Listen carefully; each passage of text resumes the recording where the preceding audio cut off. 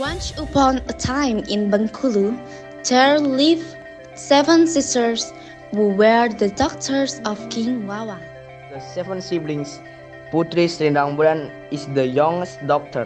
Putri Serindang Bulan is also known to be the most beautiful. But many men wanted to propose to her, but she always refused on the grounds that she didn't want to get ahead of her 6 older siblings. Her 6 older siblings actually planned to get married after a few months of marriage. Princess Serindang Bulan's eldest sister convinced her to marry first. He spread the news that his youngest daughter, Serindang Bulan, was ready to get married. Married, the young people were happy. Not long after, a handsome prince came to see King Wawang to propose to Princess Serindang Bulan. Princess Serindang Bulan accepted the proposal of the handsome prince. Then the kingdom immediately prepared a lively wedding party. But suddenly, a strange incident happened to Princess Serindang Bulan. Before the wedding, her face changed badly. The princess' body was also covered with skin disease. The prince was amazed to see what happened. Which happened to the daughter of Serindang Bulan. Likewise, the princess was confused about what was happening. The prince felt disappointed, so he decided to cancel their marriage. But suddenly enough, after the handsome princess left, Serindang Bulan face became beautiful again. The princess' body became healthy. Usually, invariably, every time a man proposes, Princess Serindang Bulan's face will change for the worse, but will become beautiful again if the marriage is cancelled. This continued the happiness themes. The family, especially his 6 sisters, felt embarrassed. One day, the 6 sisters of Princess Serindang Bulan held a secret meeting. This resulted in their decision to get rid of Princess Serindang Bulan because she was considered to be causing problems for the kingdom. One of them, Karang Neo, entirely refused to get rid of Princess Serindang Bulan. Karang Neo is indeed closest to Princess Serindang Bulan, but due to her refusal, Karang Neo was given the task of getting rid of Putri Serindang Bulan. However, because Karang Neo couldn't do it, Karang Neo told Serindang Bulan to get on a raft from the Aurels River.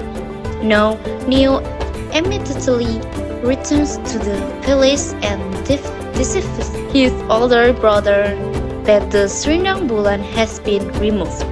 All her older siblings felt happy while in the Serindang Bulan forest. They went on a raft on the river. He came down to the estuary area. Yet there, Serindang Bulan climbed the cliff on the cliff. The prince made house for her to live in. A year has passed since Serindang Bulan left the place. One day, a boat belonging to King Indra Pure Memon Raja Alam passed the estuary a year. King sank from the top of the wheel because he was curious. The king pulled over, got off the boat. He then climbed the cliff, the sound of the sighing light. When he arrived at the top of the cliff, the king saw a beautiful face of the prince. After getting to know Princess Serindang Bulan, she then told what happened to her. The story of Serindang Bulan moved the king, and he invited him to live in the Indrapura kingdom. Serindang Bulan agreed until in the Indrapura kingdom. The king held a meeting where the king told him about the problem of Serindang Bulan. The king wanted to propose to Serindang Bulan.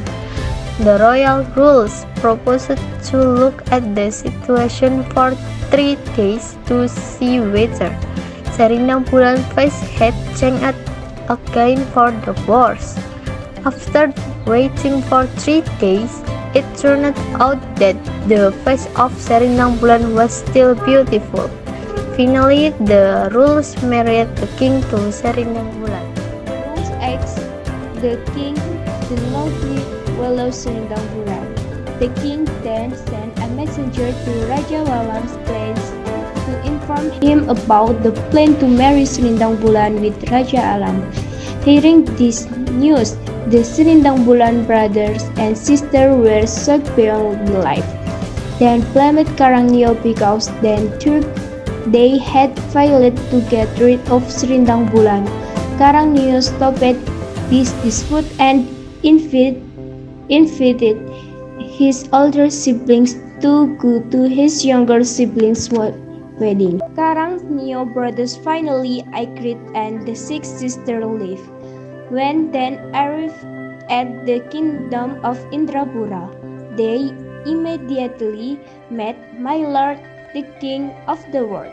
The 6 sisters asked for a dowry in the form of gold as a condition for their sister's marriage, Serindang Bulan.